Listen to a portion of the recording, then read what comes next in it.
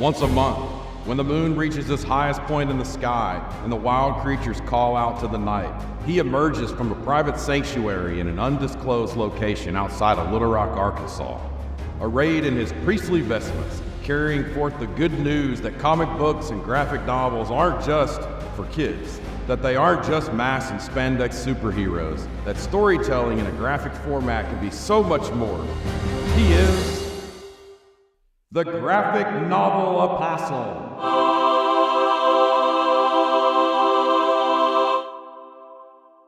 Hello and welcome back to the Graphic Novel Apostle podcast. I'm your host, Mark Orenberger, and I am so happy to be here with you as always. And it's been a few weeks. Actually, it's been almost a month at this point since we had our two-part book club episode on the Sacrificers, and I've gotten a lot of really positive feedback on that. I think that a lot of people have found that book to be very interesting and thought-provoking, and of course the art in it is beautiful. But it has been several weeks, and as we get started, I kind of want to begin with an acknowledgement of that.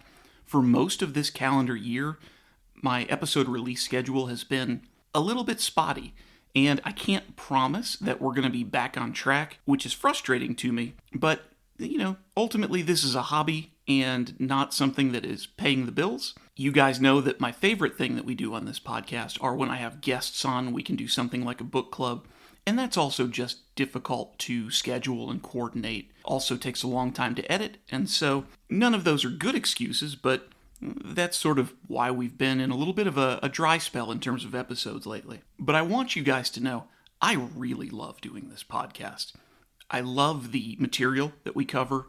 I am always excited to get together with one of my friends and introduce them to a story that I think is worth their time, that they might not have read otherwise, and to sit down and enjoy it with them. I love getting to pick people's brains a little bit. I have really loved getting to interact with some of the creators of these comics, which has been rewarding every single time, and I hope that we can continue to do this for many years to come.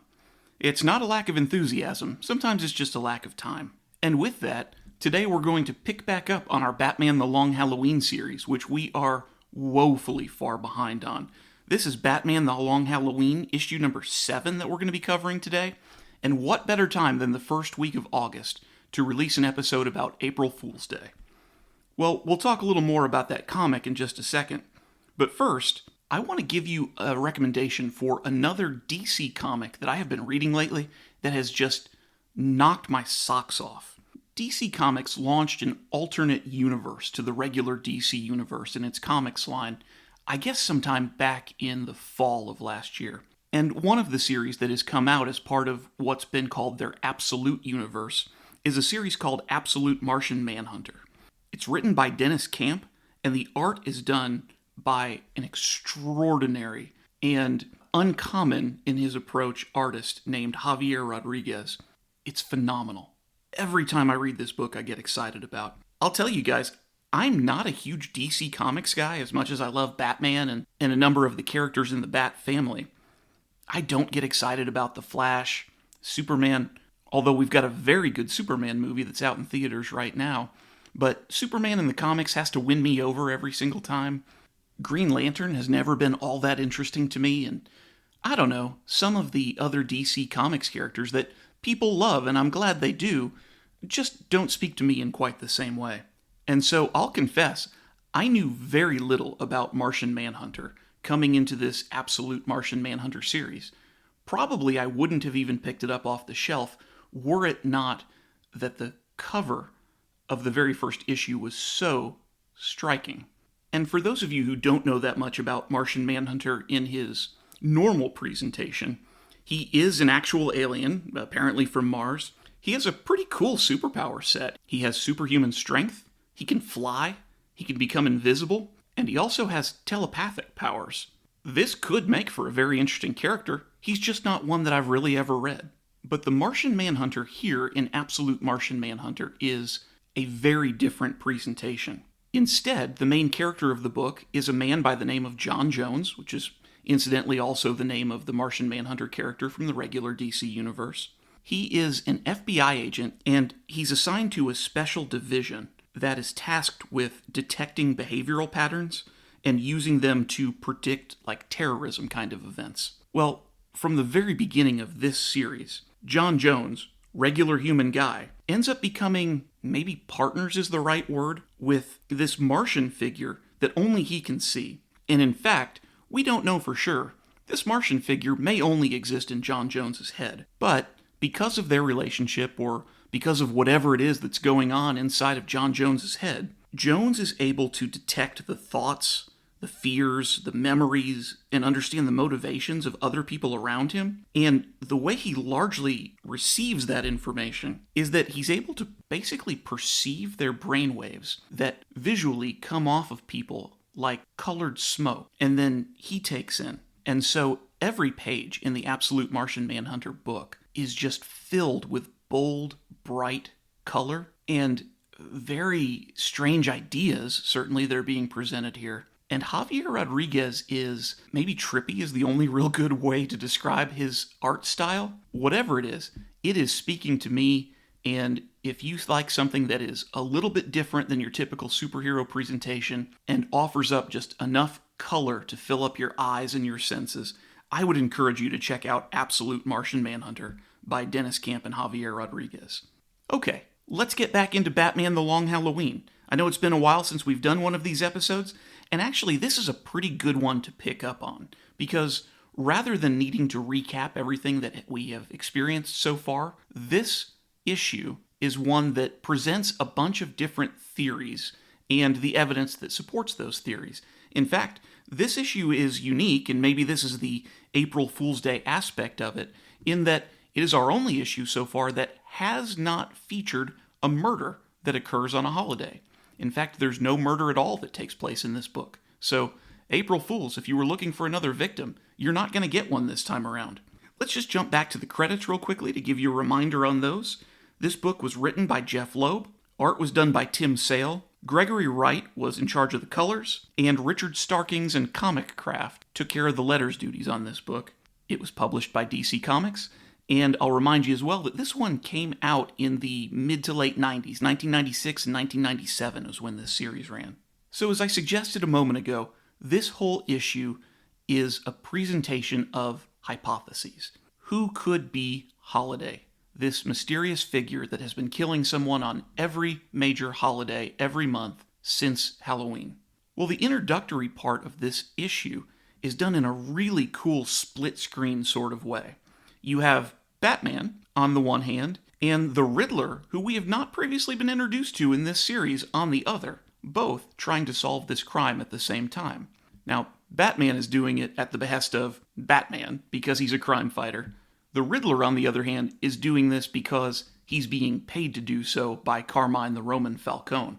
You may recall from last issue that Falcone had acknowledged that for the regular organized crime figures in Gotham City associating with the gimmicky Batman-type villains is not exactly a respectable way to do business, but Carmine Falcone is having his business interrupted, and he's losing a lot of soldiers along the way. And so he's ready to turn to any solution that might present itself. So on one half of a page, we'll see Riddler presenting his ideas, and we'll see Batman presenting his on the other. And each of them has a table in front of them where they're examining, I guess what we could call the evidence, those trinkets that were left behind after each murder in our series so far. There was the jack-o'-lantern from Halloween, the cornucopia from Thanksgiving, the snow globe from Christmas, the champagne flute from New Year's Eve, the heart-shaped chocolate box from Valentine's Day, and the leprechaun statue from St. Patrick's Day in our most recent issue.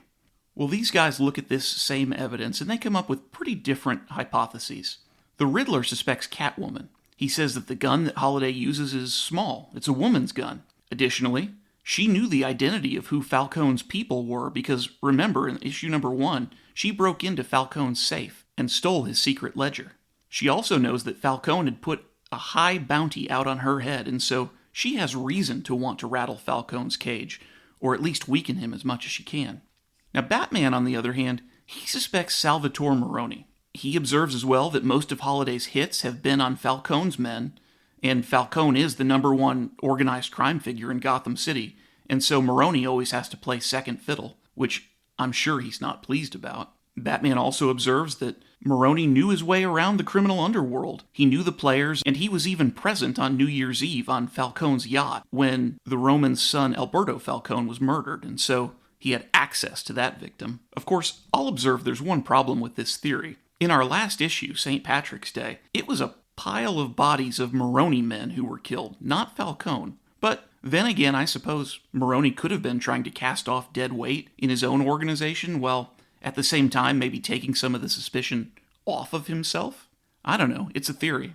After mulling over the idea of Salvatore Maroni as Holiday for a few minutes, Batman next turns his attention to Carla Viti, and he wonders, could Carla, the Roman's own sister, be Holiday? For this theory to be true, it would mean that Carla Viti's first hit, all the way back on Halloween in issue 1, was her own son, Johnny Viti. Now that seems unlikely, but as Batman's theory goes anyway, if she killed her own son, she would never fall under any suspicion for Holiday's killings, and this would leave her free to take out soldiers and important functionaries in her brother's operation. It would allow her to systematically take out the big 2 criminal operations in Gotham, Carmine Falcone's and Sal Maroni's, and those are the 2 where we've seen deaths.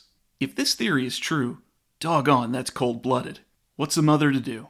Our beloved butler, Alfred Pennyworth, wants to get on the Guess Who game as well. He suggests to Batman that, distasteful as this theory is, Batman really ought not to overlook the district attorney Harvey Dent as a potential suspect.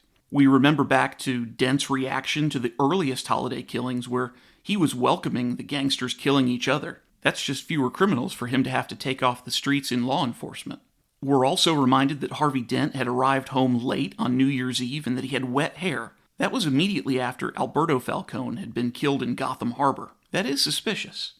While the big brains in Gotham are trying to work through their list of suspects, Harvey Dent is back at work in his own office, and he's arriving at a decision that he's going to take a bold step and arrest Bruce Wayne based on some evidence that his assistant Vernon had presented to him. Now, he wouldn't be arresting Bruce Wayne as Holiday. I don't think he has any suspicion that Bruce Wayne is in fact the Holiday killer. Rather, this would be arresting Bruce Wayne based on some circumstantial evidence that makes it look like he's part of organized crime in Gotham City. But remember that Vernon, this assistant in the DA's office, who has been presenting this evidence to Harvey Dent, is actually Sal Maroni's man on the inside. Well, as we come to the end of this issue, Carmine Falcone gets fed up with the Riddler casting about for all different possible solutions to this mystery of who is the Holiday killer, and he throws the Riddler out the back door of his office. The Riddler finds himself standing alone in a dark alley behind Falcone's building. It's raining, and as the Riddler looks up, there's a figure approaching him, whose identity is hidden from us, the reader. It's obscured by all the rain that's falling, and the shadow that's cast by this umbrella that this person is carrying. Well, this person is approaching Riddler with a gun in his hand, and it's the same type of gun with that same type of makeshift silencer that Holiday has been using all these many months. But rather than shooting Riddler, this figure fires his gun all around Riddler, and in a fun, single-panel last page, we see the Riddler standing against this wall with his body outlined in bullet holes in the brick facade of the building behind him.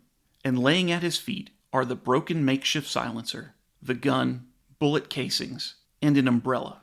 So you may recall at the end of issue 6, one of the things I suggested was my favorite of all of Batman's villains, the Penguin, really needs to get in on the action here. And I'll tell you what, gang, who do we know who's famous for carrying around an umbrella at all times, rain or shine? It's the Penguin. So I am looking forward to us advancing into issue number 8 and catching up again real soon right here on the Graphic Novel Apostle podcast. As always, we're going to have some samples of the art from this issue posted up on our Instagram page. That's at Graphic Novel Apostle. Come on over there and say hello. Also, if you've got feedback, comments, or thoughts you want to share with me, hit me up, graphicnovelapostle@gmail.com. And if you enjoy this show, please do help other people find it. Recommend it to somebody. Give it a star rating on whatever platform you use to listen to these episodes. Or, if you're over on Apple Podcast where you can leave a written review, please go ahead and do that. We've got a couple of things that are very exciting coming up in the next few weeks here on the Graphic Novel Apostle. I don't have this stuff recorded yet with a few of my guests that I've lined up, and so I don't want to say too much, but we've got a few that I think are going to be very fun and maybe a little bit different episodes than what we've often done. I really look forward to sharing that with you, and I look forward to being back here with you next time on the Graphic Novel Apostle podcast, and until then, keep reading those comics.